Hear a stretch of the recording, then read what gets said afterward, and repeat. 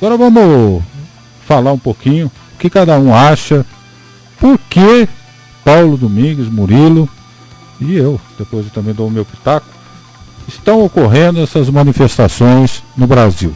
O que acontece? Começou com passe livre, aumento, né, nas tarifas do transporte coletivo, passe livre, etc. e tal, e de repente descambou para tudo isso, inclusive prejudicando a Copa das Confederações, né, porque houve vários manifestos violentos, inclusive, né, contra a presença dessa Copa das Confederações e ameaçando a Copa do Mundo ano que vem. Tem gente na Europa, correspondentes da Europa, que disseram que o clima do Brasil hoje, político no Brasil hoje, é pior que o clima de guerrilha que existia na África do Sul.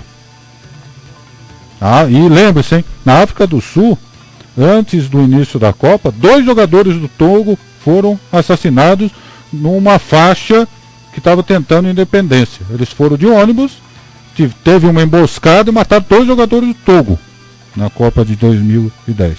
Então, quase que o Togo não disputa a Copa do Mundo por causa disso. Então, olha a gravidade que eles estão dando a toda a Europa com relação aos acontecimentos que estão acontecendo, os acontecimentos aqui do Brasil. Eu ia cometer uma redundância aqui. Acontecimentos que estão acontecendo. Acontecimentos que estão no Brasil.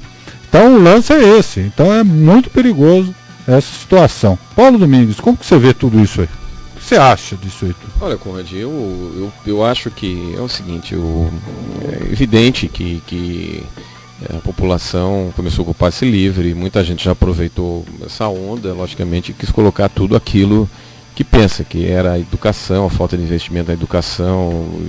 Hoje, infelizmente, a gente vê professores ganhando muito pouco, ou não ensinando, vamos dizer assim, ninguém aprendendo nada.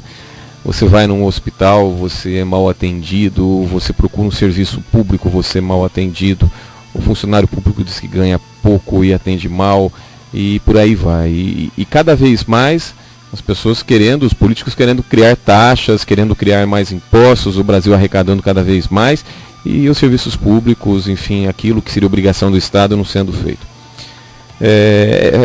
Isso está evidente, lógico, porque hoje a classe média, Conrad, se ela quer ter uma boa escola para o seu filho, ela tem que recorrer à iniciativa privada, né? A escola privada hoje está aí, oferece um ensino melhor, de qualidade, muito melhor que o público. Quer dizer, o filho do pobre sempre que se dane, né? Vamos dizer assim, ele que fica com o pior ensino. Mesma coisa, saúde. Onde eu até estava conversando, eu acho, por exemplo, um absurdo aqui em Amparo, desculpe você que é servidor da saúde aqui em Amparo, você mesmo confessa que o seu serviço não presta. Paulo, por quê? Você mesmo, servidor da saúde aqui de Amparo, você afirma que o seu serviço não presta. Você, médico da prefeitura, você confessa que você atende mal a população. Louco. Você está confessando, a partir do momento que vocês aceitam o convênio da Unimed. Isso é um absurdo, né? Sabe? Seria a mesma coisa que eu falasse o seguinte, eu que sou dono de um jornal, sou jornalista de um jornal, falar, meu amigo, não anuncia aqui no meu jornal não, tá?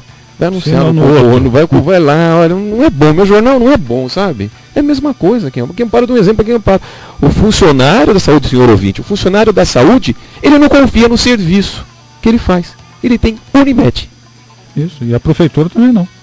A prefeitura também não. A prefeitura fala que o serviço de saúde é péssimo. Porque contrata uma empresa particular para os seus servidores. Exatamente.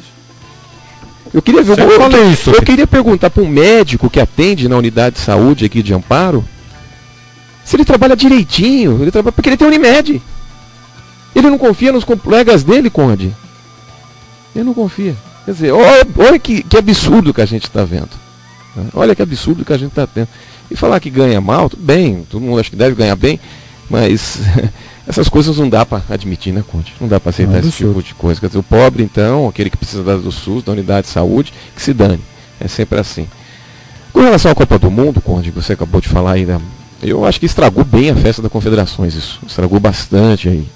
Só que eu acho que está tendo um clima um pouco de desinformação sobre o que é a Copa do Mundo, o gastos realmente com isso daí, o que está sendo feito. O Brasil foi escolhido, o sede da Copa do Mundo, se não me engano, foi em 2007. Outubro de 2007. Segundo previsões aí, na época, foram dobrando. Hoje a estimativa que o Brasil chegue, hoje nós estamos gastando 28 bilhões de reais para promover a Copa do Mundo. 28 bilhões de reais. E a previsão inicial era 12. A previsão inicial era 12, que a gente já dobrou e já está indo para quase 150% a mais, né, Conde, do que. Só que a gente tem que entender o seguinte também, as obras, é que a mídia, eu acho que a mídia ela informa o seguinte sentido, Conde. Ela fala assim, olha, mostra os estádios, mostra isso, mostra os campos de futebol, mostra. E na realidade não é todo o dinheiro, esses 28 bilhões, só em estádios. A maioria dos estádios que estão sendo feitos são financiamentos.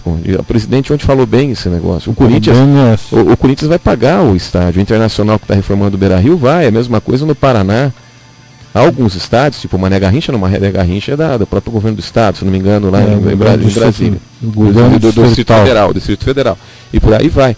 Mas a maioria dos investimentos é mobilidade urbana, em obras, em metrô, transportes, terminais, sei lá, está sendo feito. Você vê o absurdo, só um parênteses, no governo lá do Distrito Federal, cada contribuinte, cada pessoa adulta do governo lá que mora no Distrito Federal está pagando R$3.000 na construção do estádio Mané Garrincha. Então.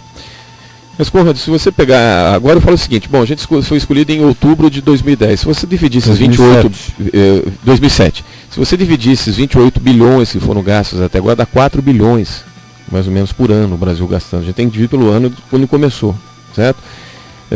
Colocando o orçamento anual, Conrado, do governo federal, é muito pouco dinheiro. É pouco dinheiro. A única coisa que revolta mais a população é poder ter gasto menos, né, Conrado? Exatamente. É que o que revolta é o desvio de dinheiro em relação a essas obras. Eu acho que é o desvio de dinheiro que revolta a população, não a realização, até o gasto da Copa. Eu acho que isso é até compreensível, mas poderia ter gasto menos e logicamente, fazendo a mesma coisa. Né, fazendo a mesma coisa, e a Copa do Mundo talvez não tenha aí o seu legado com relação ao estádio lá, o Mané Garrincha, aos outros lugares aí, que praticamente não tem futebol, não tem shows, enfim, vão ser construídos, vão ficar uns elefantões brancos lá por aí, alguns estádios. Mas algumas obras realizadas, principalmente na área que são 51 obras, Conrad, 51 obras em relação para transporte, mobilidade urbana, essas vão ficar para a população. Isso não está sendo feito para jogador, para estrangeiro que vai vir aqui, essas vão ficar para cá. Então a gente tem que também ver nesse sentido, tá? Eu acho que o clima ano que vem em Copa, Conrad, vai ser bem diferente do agora. Eu acho que a gente espera, porque eu acho que não vai ser assim. Eu acho que a onda vai ser agora. E eu falo, acho que muita gente está mal informada, porque os meios de comunicação também, eles não informam corretamente como deveria. Eles falam, gastaram 28 bilhões e não sei o que. Dá a impressão que o dinheiro foi sumiu, esses 28 bilhões, e não fala onde estão sendo feitas. Só mostra estádios, quando na realidade não é só os estádios, são obras e mais obras, e infelizmente é isso. Eu acho que há uma certa desinformação. Agora, com relação à saúde e educação, eu acho que estava na hora assim, da população já sair e brigar o caso disso. É verdade. E só um esclarecimento é assim, tem muita gente na Europa já cancelando pacotes para o Brasil ano que vem. Então isso que os caras não estão percebendo da mídia, né? Porque se a Rede Globo, os grandes meios de comunicação, a grande mídia brasileira se sustenta basicamente no futebol. Brasil, no futebol, pay-per-view de campeonatos e patrocínios em cima de Copa, etc., de eventos esportivos, são os maiores arrecadadores de toda a imprensa, né, brasileira. Se eles fazem isso, e o ano que vem tem um fracasso aqui no Brasil, são gerações de emprego que a gente não vai ter, vai ficar pior, e nós vamos passar um vexame de, se chegar ao caos total, de mudar para o Catar a Copa do Mundo. Daí vai ser lindo, né? Pois não, Murilo? Porque já tem esse plano B, né? A FIFA com certeza tem sempre uma carta na manga, né? Do Catar. Eu tava vendo... Já tá prontinho para fazer. Eu tava vendo o vídeo do Romário, né? Que ele publicou esses dias, ele tava falando. No Japão foram gastos 10 bilhões. Isso. Não. Não sei. Bom, ele falou lá, então preciso confirmar direito. E no Brasil teria sido gasto 20. Então estaria mais ou menos igual. Então já vou tirar o que eu falei, porque se for dólar não tem nada a ver. Então o Romário falou besteira também. É isso. Mas com relação assim à segurança, eu acho que não sei se vai chegar a interferir tanto, Conrad, porque são duas coisas. Primeiro, o Brasil não tem uma população guerrilheira, vamos dizer assim. A gente tem organizações criminosas, mas não temos uma guerra civil implantada. A gente tem uma população completamente raivosa, isso eu concordo. E assim, não temos ataques terroristas aqui por enquanto, né? Eu acho que o europeu sofre muito mais com isso lá do que sofreria aqui. Então não sei até que ponto isso poderia interferir. Com relação ao que o Paulo falou da saúde, só uma vírgulazinha que eu discordei, que eu acho assim, os profissionais da saúde não desconfiam deles, eles desconfiam da estrutura, né? A gente sempre fala, né? Eu sempre critico muito a questão do Unimed por causa disso. Quando a gente tem uma coisa de consulta, tal, essas coisas, a minha namorada mesmo, ela consegue consulta com a médica dela mais rápido pelo postinho de Amparo do que pela Unimed. Na Unimed chega 2, 3 meses, no postinho dentro de um mês ela consegue. Então assim, nesse ponto fica mais ou menos elas por elas. Agora o problema é o quê? O problema é a hora que você sofre um acidente, você tem um câncer. Então tudo isso a Unimed te traz uma infraestrutura, né, relativamente melhor. Acho que porque os servidores aceitam isso. Mas assim, eu concordo plenamente do que você disse com relação à prefeitura, né? Até o próprio PT fazia campanha que a saúde era nota 10, né? Se era nota 10, por que ele pagava convênio, né? Começou lá no Sintra, né? Então, você faz uma propaganda de saúde de nota 10, paga convênio para o servidor. Então não é nota 10. Se fosse, não teria convênio. E com relação aos gastos da Copa, é bem isso que você falou mesmo, Paulo. O problema não é fazer, o problema é a maneira que é feita, né, cara? Você vê, a gente tinha estádios aí, o próprio Morumbi que poderia fazer com recursos emprestados ou não, mas iam pagar como o estádio do Corinthians vai pagar, o estádio do Grêmio, o estádio do Palmeiras vai ficar pronto, e aí você constrói um estádio de 1,5 bilhão em Brasília. Constrói um estádio de não sei quantos, 1 bilhão, quase 1 bilhão lá no Amazonas. Tudo bem, a população do Amazonas tem direito, mas a população do Amazonas tem muito menos hospitais do que São Paulo tem, pô. São Paulo tem uma infraestrutura hospitalar, é ruim, mas é invejável para o Amazonas. Então, quer dizer, vamos fazer uma Copa, mas vamos fazer uma Copa humilde, vamos fazer uma Copa criteriosa, né?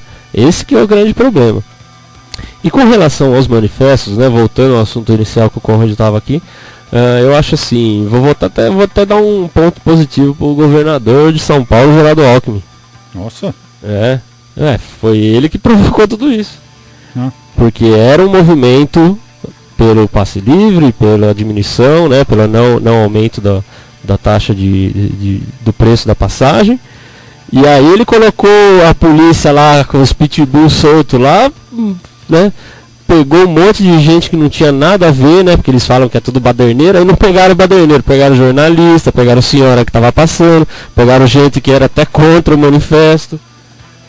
Aí todo mundo, bala de borracha. Aí o que aconteceu? Nesse momento as pessoas que não estavam apoiando, elas falaram, peraí, eu posso não apoiar, mas eu também não apoio a repressão que foi feita.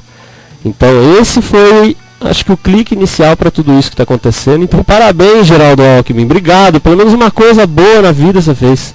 Quem sabe o Brasil começa a mudar agora.